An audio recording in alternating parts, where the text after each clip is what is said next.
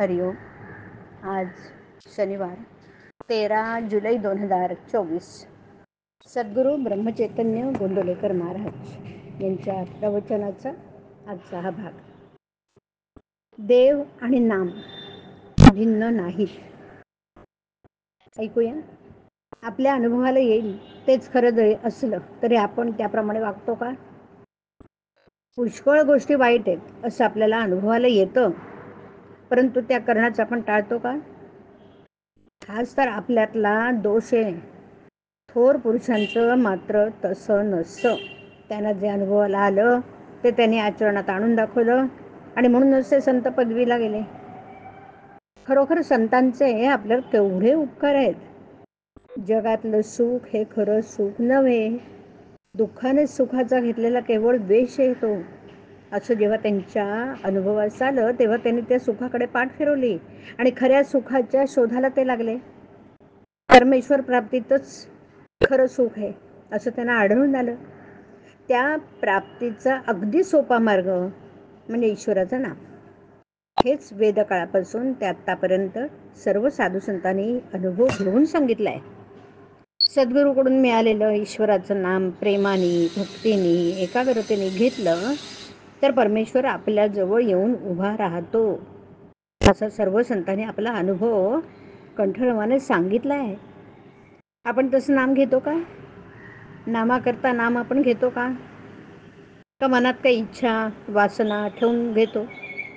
कोणतीही वृत्ती मनात उठून न देता जर नामस्मरण केलं तर देव काही लांब नाही. देव आणि नाम ही दोन्ही भिन्न नाहीतच. नाम म्हणजेच देव आणि देव म्हणजेच नाम. नाम एकदा मुखात आलं म्हणजे देव हातात आलाच. मुले पतंग उडवतात. एखादा पतंग आकाशात इतका उंच जातो की तो दिसेनासा पण होतो. तरी तो पतंग उडवणारा म्हणतो माझ्या हातात आहे पतंग.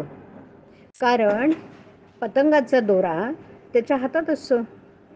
जोपर्यंत अखंड नामस्मरणाची दोरी त्याच्या हातात आहे तोपर्यंत परमेश्वर आपल्या हातात आहे. ती दोरी सुटली की परमेश्वर सुटला. आपल्या नामस्मरणाला एका गोष्टीची अत्यंत जरुरी आहे. आपल्या जीवनात परमेश्वरा वाचून नडत आहे असं जोपर्यंत आपल्याला वाटत नाही तोपर्यंत आपलं नामस्मरण खरं नाही. परमेश्वरच आपल्या जीवनाचा आधार, त्याशिवाय आपण जगू शकत नाही अशी वृत्ती बांधल्यावर होणारे नामस्मरण तेच खरं नामस्मरण. आपली स्थिती त्याच्या अगदी उलट. परमेश्वरा वाचून आपलं कुठेच अडत नाही आणि अशा वृत्तीने आपण नामस्मरण करतो. मग परमेश्वर तरी कसा येईल? परमेश्वराचं नाम हेच आपल्या जीवनाचं सर्वस्व समजून नाम घेतलं तर जीवनाचं सार्थक झाल्यापासून राहणार नाही. नामाने भगवंताची प्राप्ती होणारच ही खात्री असावी आणि अशा नामालाच निष्ठेचं नाम असं म्हणतात.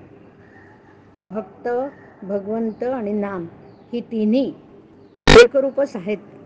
जेथे नाम आहे तिथे भक्त आहे, तेथेच भगवंत आहे. हरिओम. हरिओम तत्सत. हरिओम.